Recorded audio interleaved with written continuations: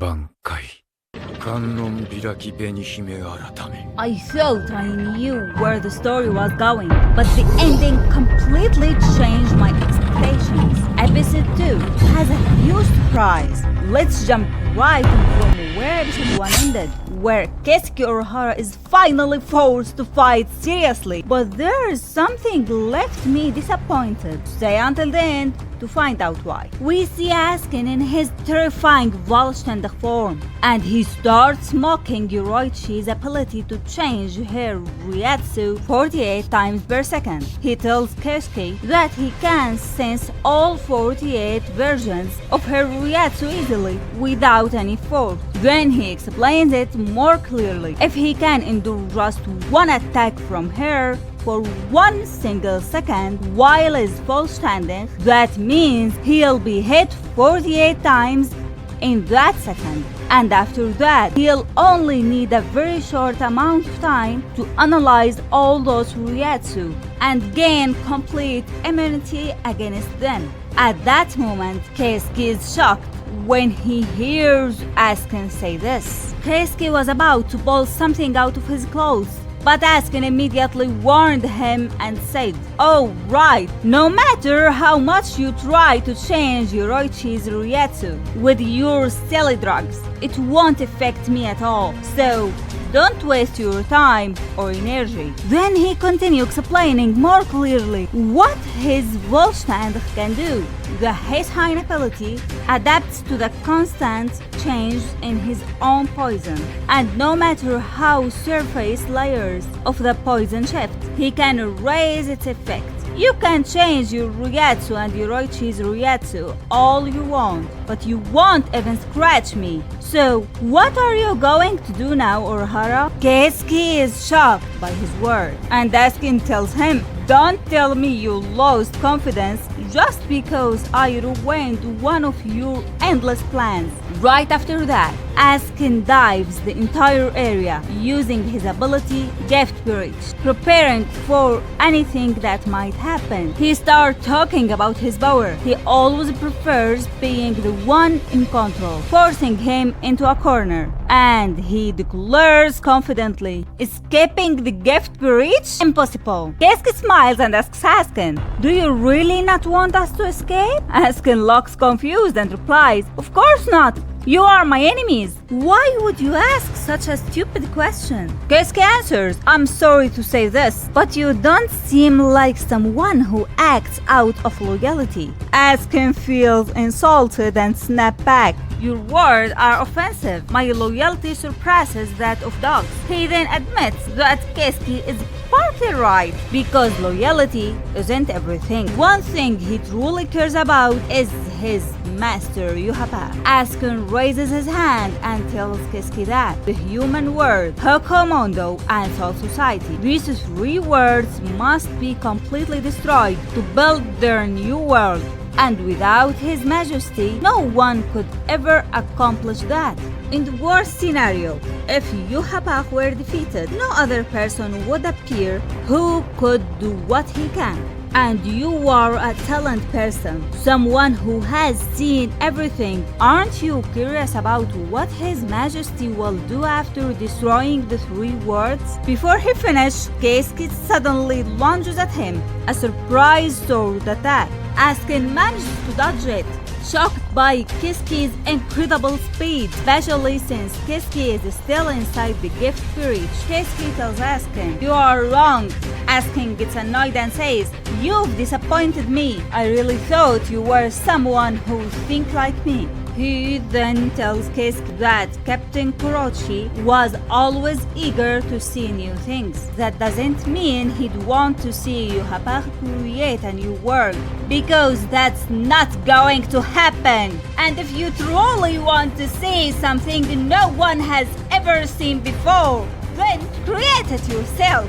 Askin gives a terrifying smile and uses Gift Ring, throwing it at Kisuke's eyes, but it suddenly disappears into the air. Then the shock hits the Gift Ring, bursts out from Kisuke's eyes, making him bleed heavily and fall to his knees from the pain. Askin tells him that he only uses gift ring on strong people who barely react to lethal doses, and this ability focuses on destroying body's organ one by one, because that is the only way to kill him. Kisuke keeps bleeding badly, and Askin tells him, "This is your fault, you are simply too strong." Kisuke starts laughing and says, 参ったな。本気で殺しに来てるじゃないっすか。仕方ないっすね。Askin has no idea what Kisuke means, and then the moment we all waited for, the word that spikes everyone's adrenaline. Bankai. Kisuke activates Kannon Biraki Benihime Arata. release of the red-clad princess. Askin is completely shocked, unable to process what's happening, because they literally had zero information that Kisuke could use a Bankai at all. Askin asks him directly, "So, what can you even do with that Bankai?" Kisuke laughs and replies, "Are you stupid?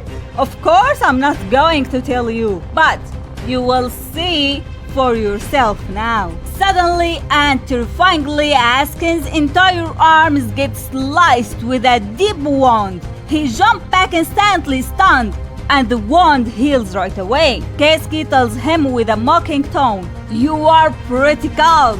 Most people who get hit by this attack panic. They try to cut their own arms off.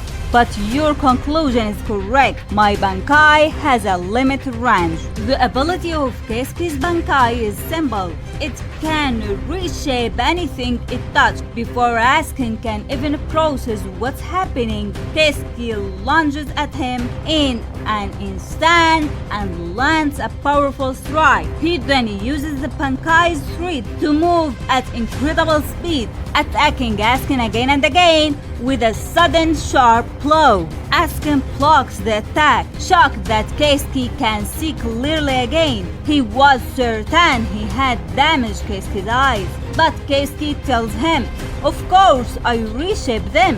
Kisuke uses his word to create white threads, moving rapidly as he chases Askin, who is practically losing his mind. Askin starts shouting that this is exactly what he hates, because the fight has turned into pure brute force, but he admits he succeeded in dragging Kisuke into his own field, fighting under his own conditions. Kisuke charges at him again, and Askin pushes him back with force, saying, "Even after all that, you are still not strong enough to defeat me.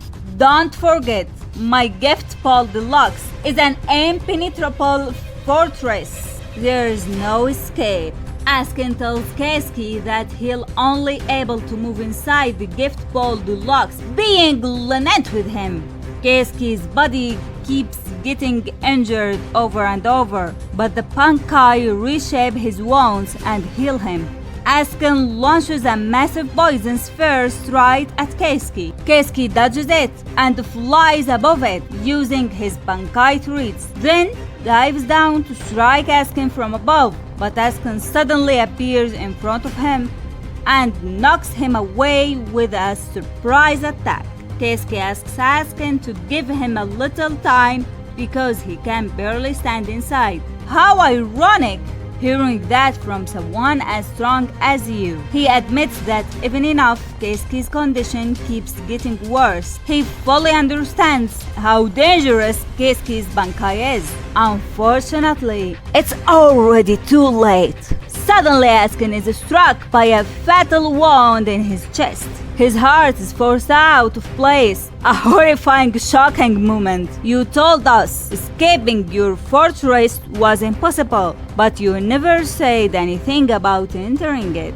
Grimmjow is the one who used Kisuke's entrance, and Kisuke thanks him for help. Grimmjow crushes Askin's heart and drops him to the ground. Askin starts praising Grimmjow for returning and being able to move again. Grimmjow mocks him, saying, "Still able to talk after I ripped out your demon heart?" Kisuke healed Grimmjow on the way here, and also tells him that Arankaras whose masks were removed by Aizen Sosuke can completely convert their Ryatsu from Arankara to hollows using resurrection. So he thought Grimmjow might be useful in fighting Askin. Askin, shocked by Kisuke's intelligence, and asks him, "Did you predict all of this?" "No, things didn't go exactly as I planned, but I always prepare 1,000 possibilities for my strategy. If even one of them succeeds, that's perfect." "You are insane!" Kisuke responds with absolute calm and says, "How is that? When we are in the middle of a battle to the death." Askin admits Kisuke's brilliance and says, "I think I finally understand why you are so terrifying." But before he can finish his sentence, Grimmjow strikes him with a fatal blow. "Why don't you just die quietly?" Grimmjow starts walking away, but suddenly Grimmjow collapses to the ground, shouting, "What the hell is happening?" We then realize Askin isn't dead yet. He tells them, "Right, I forgot to mention something very important. Before I die, the density of the gift Paul Deluxe increases to almost double. I respect you completely, but you will have to die with me." The restrictions of the gift Ball Deluxe suddenly began to appear, increasing the poison. Meanwhile, outside, Neo is watching the area. She is shocked that one of Kisuke's 5 possibilities actually succeeded. She searches for the entrance to the gift and finally finds it, but it's extremely small. Inside, Kisuke is bleeding heavily. No one wanted him to fall here. Is this my end? And honestly, this is the moment that hurts. After all the hype and all the years waiting to see Kisuke fight at full power, no one wanted him to fall here. And honestly, I feel disappointed here. He apologizes to Ichigo, telling him he is leaving the rest to him. His Bankai collapses beside him and disappears. Then we see Ichigo heading with Orihime toward the main hall, toward Yhwach. And then comes the shock of the episode, a heavy one. Yhwach looks at Ichigo and says, "Have you come, my son?" "My son? What? Is Ichigo really Yhwach's son?" Ichigo immediately rejects it, refusing the idea completely. Yhwach sees Ichigo terrifying Ryatsu and says, "Come, child of darkness." The episode ends on a massive cliffhanger. Like and subscribe for the next episode.